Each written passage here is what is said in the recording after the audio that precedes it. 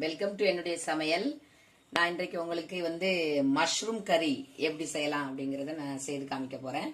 Mushroom creamy கறி, அதுக்கு என்னென்ன தேவை அப்படிங்கறத பார்ப்போம். மஷ்ரூம் நான் ஒரு பேக்கெட் வாங்கியிருக்கேன், ஃப்ரெஷ்குள்ளது. இப்படி இந்த லைட்டா அந்த தண்டை லைட்டா மேல அந்த லாஸ்ட் பார்ட்டை மட்டும் எடுத்துட்டு அந்த கொஞ்சம் அதை சீவி எடுத்துட்டீங்கன்னா இந்த தண்டை எல்லாம் யூஸ் பண்ணலாம். எல்லாமே நல்ல குள்ளது தான். இது என்னைக்குமே தூர போடாதீங்க, யூஸ் பண்ணுங்க. மஷ்ரூம் இப்படி கட் பண்ணி வச்சுக்கோங்க. அதுக்கப்புறம் வெங்காயம், ஒரு பெரிய வெங்காயம் நான் சின்ன சின்னதாக கட் பண்ணி வச்சுருக்கேன். அதுக்கப்புறம் தக்காளி, ஒரு பெரிய தக்காளி அரைச்சி வச்சுருக்கிறேன். பால் எடுத்து வச்சுருக்கிறேன், ஒரு 150 ml இருக்கும் பால். உங்களுக்கு க்ரீம் வேணும்னா க்ரீம் எடுத்துக்கோங்க. ஏன்னா எப்போதும் வீட்டில் அவைலபிள் நமக்கு கிடைக்கிறது பால், அதனால் நான் பால் எடுத்து வச்சுருக்கிறேன். தேவையான அளவு எண்ணெய். இது வாசனைக்காக கொத்தமல்லி இலை, கருவேப்பிலை, 2 மிளகாய், தேவையான அளவு உப்பு.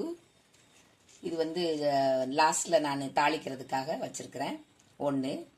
இது சீரகம், பெருஞ்சீரகம் கொஞ்சம் கொஞ்சம் உண்டு. இஞ்சி பூண்டு பேஸ்ட் கம்மியாக எடுத்துக்கோங்க. பூண்டு 3 விழுது, இஞ்சி கொஞ்சம் சின்னது. 3-4 விழுது பூண்டு, இஞ்சி அதை விட கொஞ்சம் சின்னது. இது கொத்தமல்லி பவுடர், நம்ம மஞ்சள் பவுடர், மிளகாத்தூள், கரம் மசாலா. பூண்டு, இது நான் பூண்டு நான் சின்ன சின்னதாக நறுக்கி வச்சிருக்கிறேன். அதை நான் இதில் போட்டு வதக்குவேன். அதுக்கு தேவையான கொஞ்சோண்டு பட்டர் இல்லாட்டாலும் பரவாயில்ல. இது ஹோல் கரம் மசாலா. இந்த மசாலா எல்லாம் இந்த பூ, இந்த இலைச்சி, பட்டை, கொஞ்சோண்டு மிளகு, இது கிராம்பை நான் தட்டி வச்சிருக்கிறேன். ஸோ இப்படி எடுத்துக்கோங்க. இப்போ எப்படி செய்யறதுன்னு பார்ப்போம்.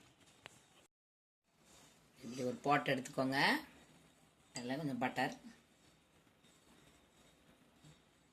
ஊறினது. இந்த பூண்டு, இது 4-5 பல் வச்சிருக்கிறேன். இந்த பூண்டு தான் ரொம்ப டேஸ்ட் கொடுக்கும். என்னைக்குமே மஷ்ரூம் பண்ணும்போது பூண்டு நீங்கள் இந்த மாதிரி குட்டி குட்டியாக கட் பண்ணி போட்டீங்கன்னா அது நல்ல ஒரு வாசனை, ஒரு நல்ல டேஸ்ட் கொடுக்கும். இது லைட்டாக ரொம்ப கருகலாம் கூடாது, லைட்டாக வெந்துக்கிடட்டும், லைட்டாக அது வதங்கிக்கிடட்டும். லைட்டாக பட்டரும் பூண்டும் நல்ல ஒரு வாசனை வரும். அப்போ இந்த மஷ்ரூமை போட்டுருங்க. இப்போ நல்ல தீயை நல்லா நல்லா முழுமையாக வச்சுட்டு நல்லா கொஞ்சம் வதக்கி எடுங்க. கொஞ்சோண்டு வேணா நம்ம எண்ணெய் சேர்த்துக்கலாம். ஏன்னா பட்டர் ரொம்ப கம்மியாக இருக்குது, அதனால பட்டர் தான் போடணும். இல்லை, பட்டர் இருந்தால் ரொம்ப நல்லாயிருக்கும், டேஸ்ட் நல்லாயிருக்கும். இது நல்லா சாட் பண்ணி எடுத்துக்கணும். நல்லா ஓரளவு இந்த மாதிரி வதங்கிக்கிடட்டும். உப்பு போட்டுக்கோங்க. நல்ல பெப்பரு, அதாவது நம்ம மிளகு, நீங்கள் மிளகு பவுடர் போட்டுக்கோங்க.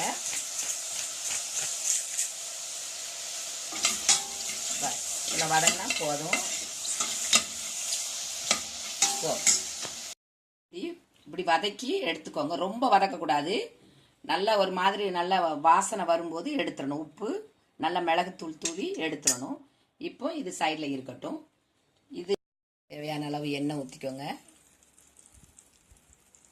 கொஞ்சம் எண்ணெய் கொஞ்சம் கூட இருந்தால் நல்லாயிருக்கும். அதாவது ஒரு 3 டேபிள் ஸ்பூன் ஆயில் தேவை. நமக்கு நல்லா க்ரீமியாக இருக்கும்.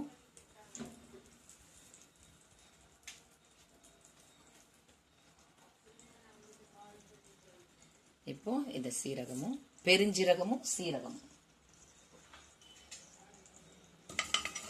அதே பேன் நான் எடுத்திருக்கேன் போட்டு. இப்போ இதையும் போட்டுக்கோங்க. இது எல்லாமே நல்லா பொரிஞ்சுக்கிடட்டும். இப்போ வெங்காயம் நல்லா வதங்கி விடட்டும். ஏன்னா நம்ம இதை க்ரீமியாக பண்ண போகிறோம்.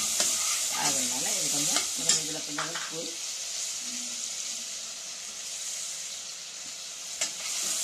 நல்லா வதங்கி.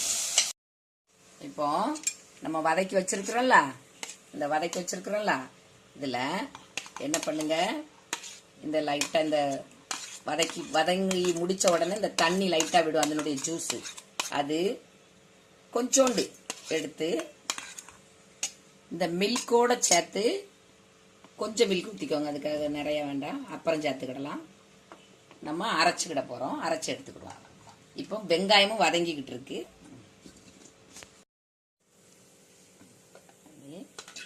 நல்லா க்ரீமியாக வரும். அது சில பீசஸ் இருக்குது, அது பரவாயில்ல, ஏன்னா இது நம்ம குழம்போட சேர்த்து ஆட் பண்ண போகிறோம். இப்படி அரைச்சி எடுத்துக்கோங்க, குறைய பால் ஊற்றிக்கோங்க. இப்போ இது நல்லா வதங்கிட்டு இந்த இஞ்சி பூண்டு பேஸ்ட்டு, இஞ்செல்லாம் ரொம்ப போடக்கூடாது, திரும்பி சொல்லுவேன், ஒரு சின்னோண்டு ஒரு 1/2 இன்ச்சு இது நல்லா வதங்கிடும். இது நல்லா வதங்கிக்கிட்டும்.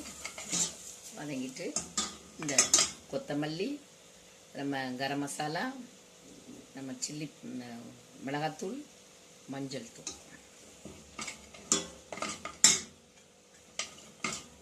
எல்லாம் போட்டுக்கணும். கருகீரை வேண்டாம். தக்காளி நான் ஒரு பெரிய தக்காளி எடுத்து வச்சிருக்கிறேன், கனிஞ்ச தக்காளி. நீங்கள் என்ன பண்ணுங்கள், 2 தக்காளி உங்களுக்கு எப்படி தேவையோ அப்படி. இது நல்லா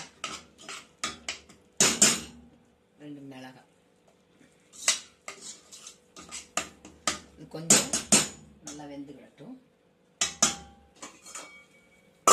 ஒரு 5 மினிட்ஸ், 2 மினிட்ஸ். இப்போ நல்லா வெந்திருக்கும் தக்காளி எல்லாம். இப்படி நல்லா மசாலா நல்லா வேகணும். வெந்ததுக்கப்புறம் நம்ம இந்த மஷ்ரூமை போடுறோம். அந்த பூண்டு வந்து நல்ல ஒரு டேஸ்ட்டை கொடுக்கும். மஷ்ரூமும் அதே டேஸ்ட்டில் இருக்கும், இல்லாட்டி மஷ்ரூம் டேஸ்ட் காணாமல் போயிடும். இதுவும் கூட ஒரு 1 நிமிஷம் மூடி இருக்கட்டும்.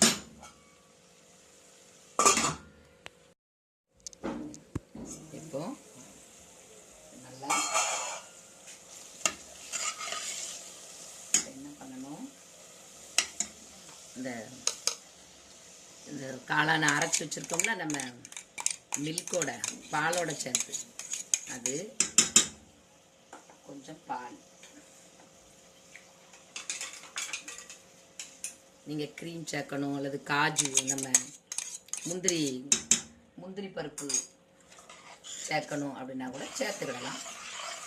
இது எப்போதும் நம்ம எல்லாருக்கும் வீட்டில் கிடைக்கக்கூடியது ஆகையினால இது ரொம்ப டேஸ்டாகவும் இருக்கும். நல்லா சப்பாத்தி, கொஞ்சம் காரம் தூக்கலாக இருந்தால் ரைஸ் கூட, சப்பாத்தி கூட ரொம்ப அருமையாக இருக்கும். இப்போ எனக்கு இன்னும் கொஞ்சம் பால்,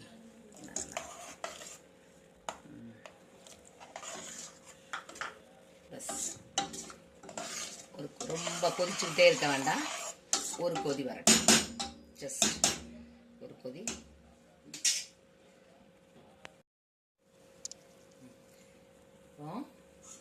கொஞ்ச நேரம் கொதிச்சுட்டு